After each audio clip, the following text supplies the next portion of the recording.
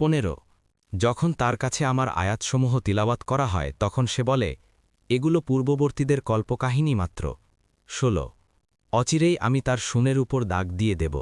17 নিশ্চয় আমি এদেরকে পরীক্ষা করেছি যেভাবে পরীক্ষা করেছিলাম বাগানের মালিকদেরকে যখন তারা কসম করেছিল যে অবশ্যই তারা সকালবেলা বাগানের ফল আহরণ করবে 18 আর তারা ইনশা আল্লাহ বলেনি 19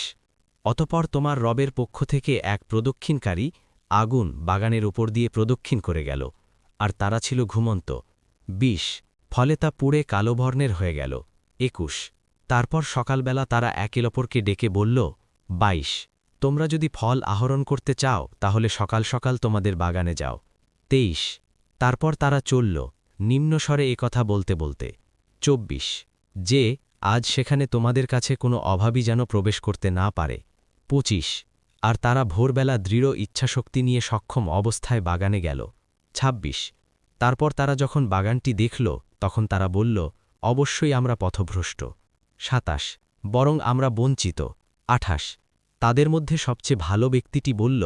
আমি কি তোমাদেরকে বলিনি যে তোমরা কেন তোমার রবের তাসবিহ পাঠ করছ না 29 তারা বলল আমরা আমাদের রবের পবিত্রতা ঘোষণা করছি অবশ্যই আমরা জালিম ছিলাম 30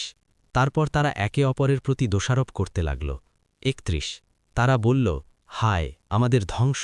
নিশ্চয় আমরা সীমালঙ্ঘনকারী ছিলাম 32 সম্ভবত আমাদের রব আমাদেরকে এর চেয়ে উৎকৃষ্টতর বিনিময় দেবেন অবশ্যই আমরা আমাদের রবের প্রতি আগ্রহী 33 এভাবেই হয় আযাব